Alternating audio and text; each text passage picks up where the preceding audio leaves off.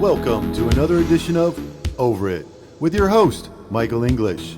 On today's show, a raconteur, William Electric Black, aka Jan Ellis James.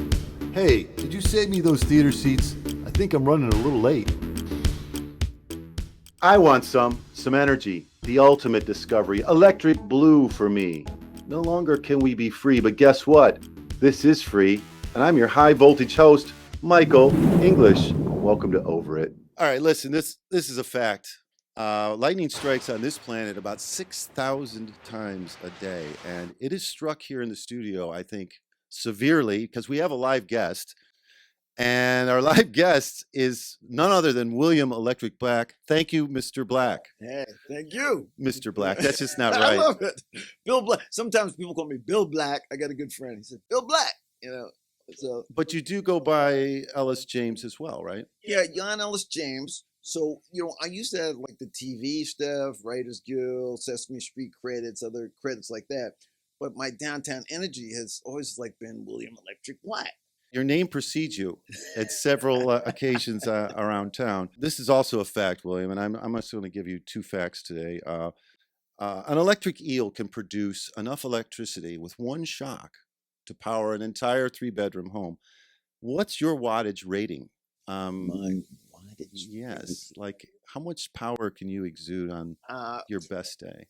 Well, I think on my best, I don't think I've reached it yet. It hasn't opened up, but I feel I could go coast to coast. I think when given the opportunity, and on some of my things, that's what I want to do. Maybe we'll get into it about this whole gun violence awareness. Oh, we are. And that's coast to coast as well. That's coast to coast, man. I feel it. I feel soon I'm just going to be. You need a nuclear reactor of energy. Listen, Jan Ellis James, Sesame Street, I can't ignore that. 10 years, 20 years? 10 years. 10 years. 10 years. And your writing credits are longer than my arm, but if one was to stand out right now just to impress the viewers, is there a song or a alphabet reading perhaps? I'm really proud of some of the music that I got to work on during the show. I came out of downtown and writing theater and musicals, and I got the gig, and I kept saying, I could do songs too. And then they eventually let me get into the song lane. And so the Letter O with Queen Latifah is one of my favorite. Letter O, and I used her track and had to write new lyrics because it had to be kind of curriculum based. So the Letter O, if you get a chance to check that out, and then the Gospel Alphabet with Patti LaBelle. Holy moly! Now I have to look that up. Look that up. You're gonna be like, staff, help me look that up a little later. The Gospel Alphabet. There was a Times article a few months back. She talked about the songs that she mentioned. The Gospel Alphabet was one of her. That's got to make it. I was like, wow. Whoa, yes. I'm getting emotional for you right there. I was like, yeah. Along the way, you've garnished a few Emmys. Yeah, about seven. About seven. Where do they all live? Are they in one place? Or they're like in the living room area, up and kind of high up. And some people don't even notice them. And they walk through, and then they're like, "Oh, wait." It's very impressive. Are those Emmys? Very impressive. In addition to that, you're also a lauded professor at NYU's Tisch. Been there in the Department of Dramatic Writing. Wow. For many umpteen years. That's wow for dramatic. And it's been beautiful because what a program. Covers writing for television, writing for screen, and writing for the stage. It's probably one of the most unique programs. And so students, they apply to other schools and USC or but NYU's Department of Dramatic Writing goes cross court. Any standout students you want to oh my goodness, brag about? Listen, I love them. We have Passover is on Broadway now. It's one of our alums. Antoinette, if you go, it's running now till about the 14th of October. Her play reopened Broadway. It's one of our alums.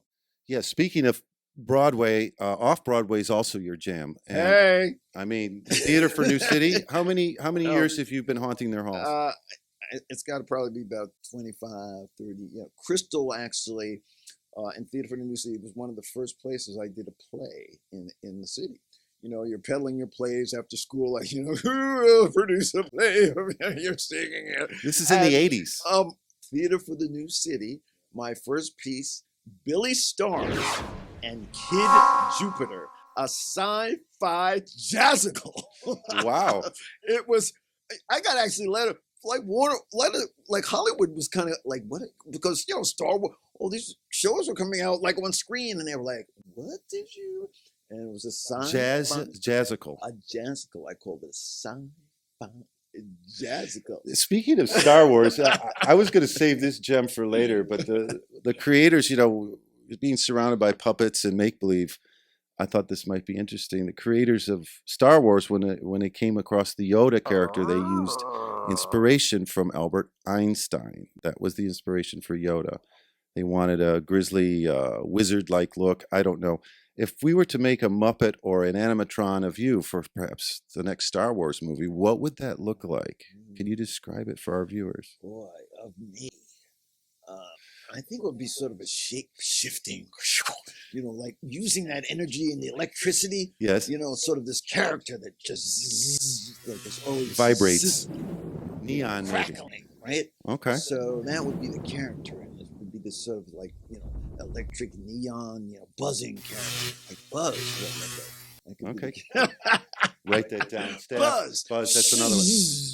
So we were talking about your illustrious career, and it does go in all different directions. But one direction in particular it goes into is the gun plays, and I like that play on words. The gun plays, right? There's 5 of them. There's 5 of them. The play I did see, which I'd be remiss in saying, was in 2014, which was Welcome Home, Sonny T. Sonny Yep. T. That was moving. That started the first one, and then I did 4 more after that. So I told myself I'm going to write 1 a year and make it a 5-play series. And Crystal, they loved it. They embraced it. So over 50 actors were on board for those projects. And they Was were it ensemble? Were some of them returned? Some came back. Some, Right. yes, it was great because some did come back, but you know, others went on to do different things. Sonny was played by Richard Pryor's Richard son. Pryor's son. And I didn't even know that going into the theater. I mean, you were like, oh, by the way, you're going to be seeing Mr. Richard Pryor's son, so, you know, don't fanboy out. I'm like, all right, I won't fanboy on him. What a special, you know, and sadly, I could still be doing these gun plays. Was the pasture character based on anybody in particular? You know, just a culmination of characters. You know, I grew up out in Long Island. Cousins, family members were members of the church. My father was a minister, as well as other things. But, you know, the church was, you know, in the Black community, so important, so special. The church music, if you saw the Summer Soul, I mean, how many of those artists Loved that. came out Loved of that. the church? So I've been pimping that movie all summer, this summer. And fabulous, right? yeah. So followed by When Black Boys Die. Black Boys Die. Talk to me a little bit about that. City, you know, housing, you know, the pressures of being like a young kid, especially male in these housing, you know, torn between gang life and trying to. Did it have the same intensity as Welcome Home? Yeah. Yes. Because I'll tell you, I was shocked. I was, you know, very moved by the statement you make with that. And not to glamour past the other 2, Death of a Black Man, A Walk By. Whoa. So you didn't get to see that one. No. So immersive, which is going to be like West Side Story coming up, immersive. So I said, well, in this one, I'm going to take the audience into the community where gun violence is happening. No seats. So I moved the audience around. So they got to come to like a school and witness something going on, beef at a school. And then there was a shooting. Then they got to walk with candles and like flowers to a step. And there was then a minister got in front of them and talked about the shooting. I took them to a church. They had these pews in the theater, right in the lobby. I said, can we rig wheels? And can I use this in the play? So church scene, I wheel in seats. The audience now sits there in the church. Right. A coffin gets wheeled in. So I took the audience on this journey, but I kept All within the confines of the theater itself. That's right. I kept moving things around, moving the space. I had projections on the walls. I had, you know, and so Hip hop and verse and sound was huge. New York Times came through for it. They were like, "What is happening here?" Wow. So in addition to the gun plays, which we're having we just did one. It's going to be coming out as an audio play. We just did the 5th one. We got a little grant with alum Eric Emma from NYU. He's been doing like record audio plays. Right. He approached me, it's Professor, I know you're doing, let's get a grant. I can get these grants. I want to do one of your pieces. I love it. I'm doing these audio theater pieces. And so we took the faculty room, which was one of the gun plays, and we recorded that, and that's going to be released in December. We have a sort of coming out for as an audio play. Well, perhaps we'll have you back on the show before that comes out. Cool. Yeah, and that takes place in the faculty room when there's two kids gunning for each other in the hallway, and the faculty during a lockdown have to decide if they're going to go out and try to find these kids and save them before something happens to them. In 2 acts? 2 acts. Wow. Faculty room. Wow. So. My the hair on my arm standing up there. And I could be remiss if I don't mention The Whites, which came out just before the pandemic. So The Whites, I stuck my neck out. Yeah. That was a little bit, people were like, wait, what is he doing? Right. Why did he do this? I think the concept is amazing. I know the critics were a little divided in ways you delivered the concept, but I think the concept is very alternate history, alternate fiction. Yep. And again, explain a little bit to the audience what The Whites So is. what I wanted to do is like reverse the world, Okay, what if, right now we have, again, kids are running around shooting each other. Who are these kids? They're predominantly kids of color. Right. So what if that was flipped? What if it was these white kids running around and shooting each other? What if the white kids didn't have these opportunities? What if housing was really, you couldn't get the loans as white people and you were kind of, redlined here and you lived in this neighborhood? And what if I'm white and I'm fearing like if the police come and they pull me over, I better put That my was hands on point. You wanted to keep the voices away, the actors that were black and in power, off the screen, off the stage, rather. That's right. So some people were like, well, why'd you make them white? Well, okay, I wanted to see and have you react.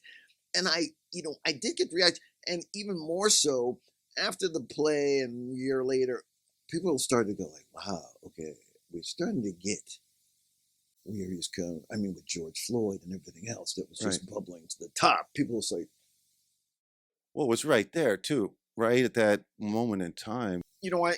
I always love lyrics and music, and I use it in my musicals, and I got to use it on Sesame Street. Hip Hop Public Health, on the direction of Dr. Oleg G. Williams at Presbyterian Hospital, he approached me and said, I've got these rappers. I said, oh, no, I have Dougie Fresh. You have some real I have rappers. some real, DMs. I said, really? He says, yeah, I'm going to use them, to help with messages of health, healthy lifestyle, healthy living for kids. And he approached me and he said, hey, I know, your background. Can you come up with some lyrics, some ideas, some animated pieces? And, you were on board right away. And so we, stroke ain't no joke. We used the stroke, and, kids started to kind of chant, stroke ain't no joke. And that was with Dougie Fresh. And that was just, they still use that. That's so powerful. Because, here's the thing. This is how we learn, through nursery rhymes. I mean, we wonder why all those Mother Goose things, and they still, right. Yeah, they burn in your brain. Right. We could do a whole show about nursery rhymes and the Brothers Grimm. But question, your writing style. Is it the kind of style where you like to be alone in a room with a typewriter and no distractions, or would you applaud collaboration and on? With the hip hop guys, that's been collaboration. Right. I work with them. They've got the tracks. We kind of marry the tracks, the groove to what I'm seeing. So you adapt to collaboration, no problem. But if you had your preference, you would be a solo. Not solo. Yep. Writing. The scripts I write, the gun plays. That's all I've written. All those by myself. I'll get musicians if I feel I need music in here. I hear something. Soundscape, lighting.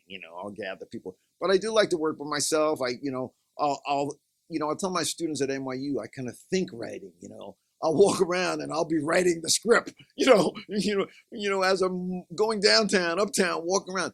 The characters marinate with you. The story sits with you, and you are just like, yeah.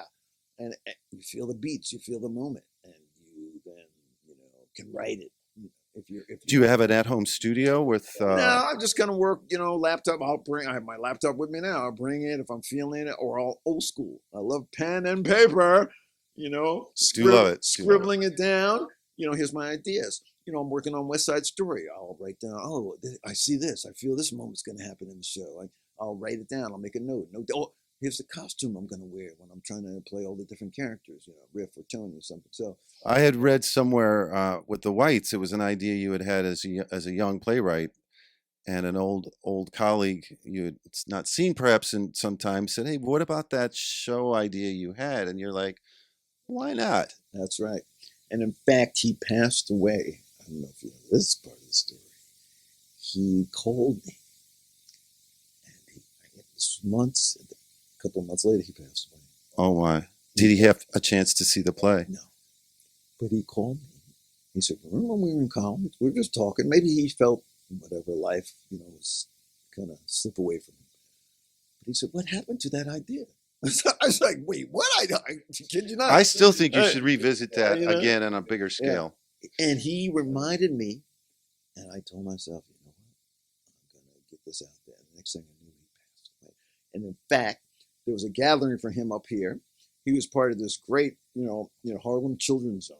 This was like, guys, I went to Bowdoin College. I started out as an economics major. Wow, good choice to go to playwriting. But you know, I had done like summer in high school. I had the theater bug, but you know, starved to death. You know, so I said, "Oh, let me go to this little prestigious school." And when I went there, the people I met, you know, he was one of them. He was one of them. Rasuli, Jeff Canada, who started the Harlem Children's Zone, Ken Chenault, who became president of American Express. Like the cats were just like, whoa, you know, unbelievable. And here I remember writing some poetry about Angela Davis and this and that, and you know. But he remembered, and he said, "What happened to that play?" And I was like, "Well, I didn't really do anything." And so subliminally, he coaxed it out of you. Right. Speaking of plays and what you're doing now, the reason why I wanted to get you aside before West Side opens, it's a one-man show. West Side Story on the Lower East Side. Yeah. Starring yourself. Yes. One man solo show. So, and you know, I'm bringing it. I'm bringing Tony, and I'm bringing Rick, and I'm bringing Anita. Oh, please, Anita. You know, Maria. I'm bringing the cast. You know, the Lieutenant Trank. Yeah. So I'm bringing all the characters, but in my own style, because also I get to talk about, you know, why are we infatuated with this? You know, why is Spielberg bringing it back? But you see, you know, gangs? Is it the violence? Is it Romeo and Juliet? Two houses with a like and dignity and forever run away really are seen. Right. So all these things I bring up. So I sort of have a conversation with the audience while I'm also doing the story, you know, in front of them. And it's immersive. You know, I'm gonna throw some Twinkies out, get them in the mood, some candy cigarettes, and I get them to kind of fill in some of the dialogue because it's been around for a long time. A lot of people know that. Would it be safe to say some of it will be improv? Every night will be a little different? That's correct. Nice. Tell me about, again, the sound is so important with you, and sound looks like it's going to be important here. Mr. Jim Mooson. Yes, so Jim is writing and coming up sort of with a sort of sound score. I'm looking at now Tony Lewis to actually play live drums in it, so we can. So imagine the fight scene. Fill me in on my ignorance. Tony Lewis. Drummer, been around. He's Sessions guy, New York guy. Yeah, New York guy, band, Sessions. And how'd you meet Jim? So Jim, I met through a group of musicians. You know, he's a West Coast guy. Steve Bernstein, I'm Bernstein on the trumpet. So there's a whole crew in from the West Coast that, you know, have been here. And, you know, through my friend Paul Shapiro, Paul Sharp, horn player. So I love music. Wow, we're just the names, you're just dropping these names all over the place. I love the music scene. And I was a big part of, you know, from the Pyramid Club, you know, hanging out. Guilty. All these musicians, I just knew them. They were, you know, horn players, guitar, Adam Rogers. You know, Adam was on the scene. Guitar, you know, played on his own albums, played with Steely Dan. All these cats, you know, great musicians that I've also used on some tracks. So coming out soon, will be my Electric is the Circle, my sort of funk glam stuff that I'm doing. Say that again. Coming up. Electric is the circle. So I've recorded some kind of funky, wild tracks. So get ready. All right. I will be releasing them Put your soon. dancing shoes on. It's on Spotify, and you're gonna hear some tracks that, because I just love music. So all these great musicians, I was like, come play. So I did studio sessions. We recorded. And when did this happen? Months ago? Over the last year or so. I've been working on tracks, getting them mixed, and now they're on fire. Of the many facets of your creativity that you've exhibited, whether it be plays, music, writing, scripts, of the many things you've done, what are you most proud of? Most proud of. And don't, I'm not putting you on the spot, because the other ones that you're proud of, I know are going to get mad at you when you say this. Well, there's a script I've been working on, an idea for a long since like grad school, and it's very interesting because Soul came out, Summer of Soul.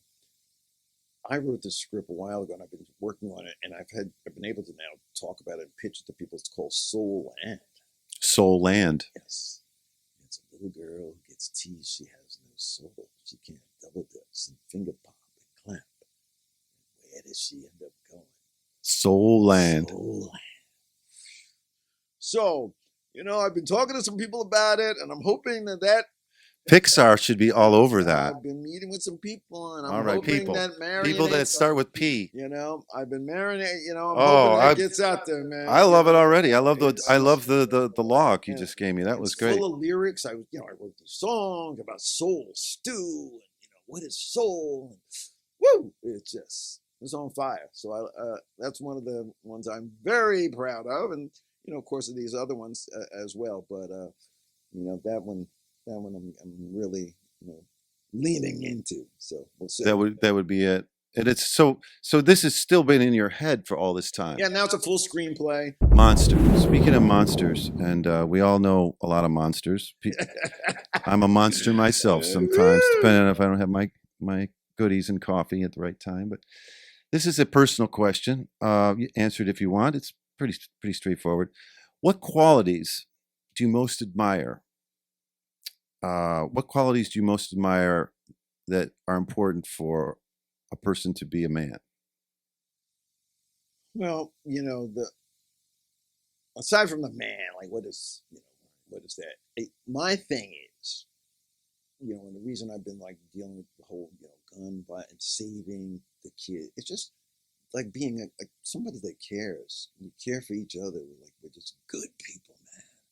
We just kind. So I don't care if you're a man or a woman. If you, I was going to say a woman as well can have this.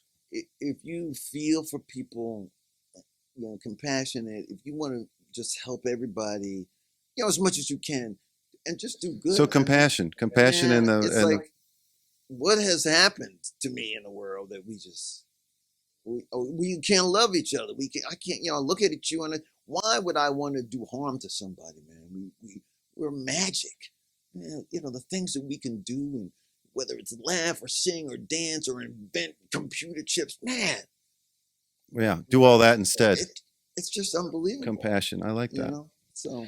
So earlier we started mentioning COVID, or we had mentioned COVID and how we've been dealing with it. It's definitely on everybody's mind still to this day. And what is today? September 14th. Every day's a weekend, it seems. I've been working from home. I do work in a large capacity in studio now. We're here in the studio now. We're together. We're vaccinated. We're moving forward. But how does that affect the theater community in a way?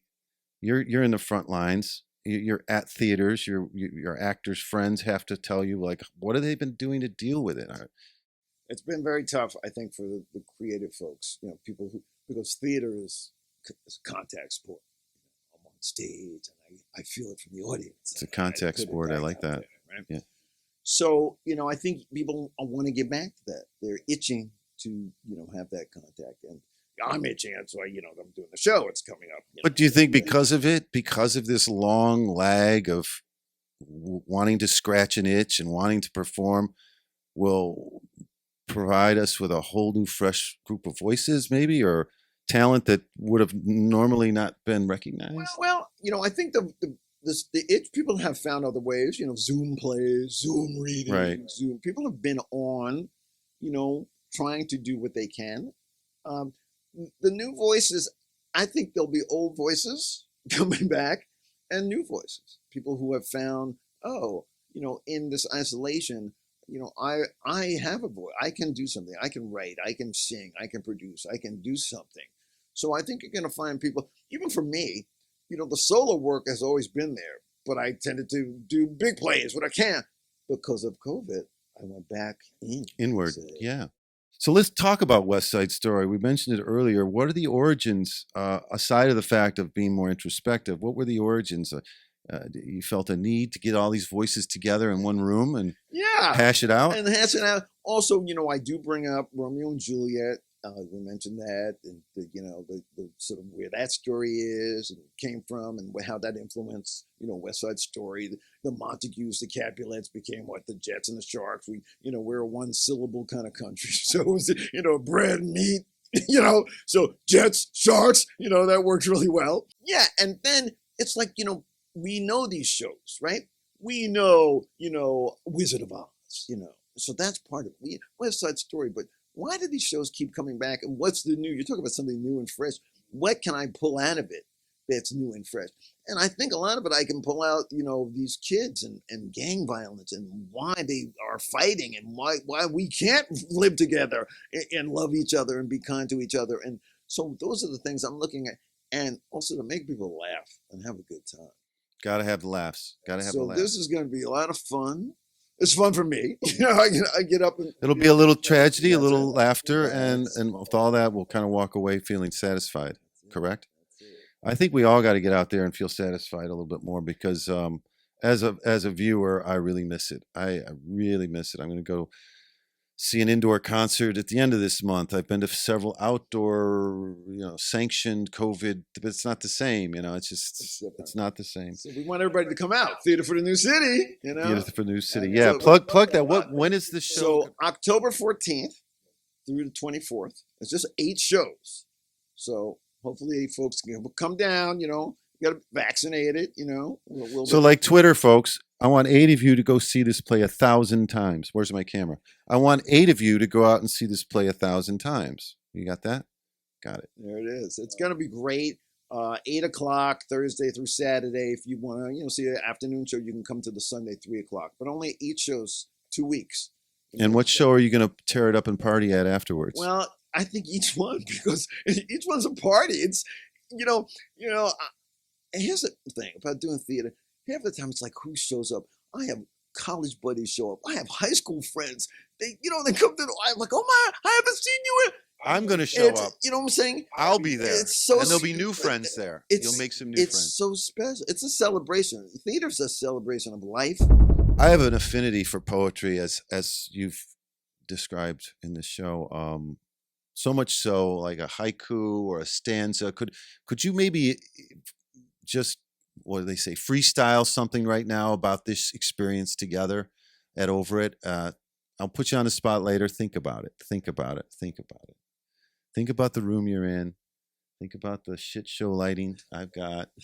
I'm always getting busted on my audio. On the atmosphere that's here, that we take inside, but there's fear. No. We're going to bust it. We're going to move it. We're going to work it now, y'all. Coming. Something's coming. Something's coming. It's coming. Something's coming. You got it going on.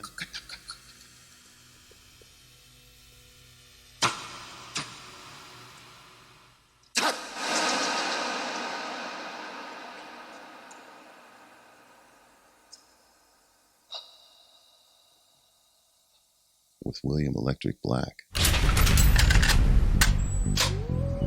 Όλα ακούγονται μαύρα και άραχνα.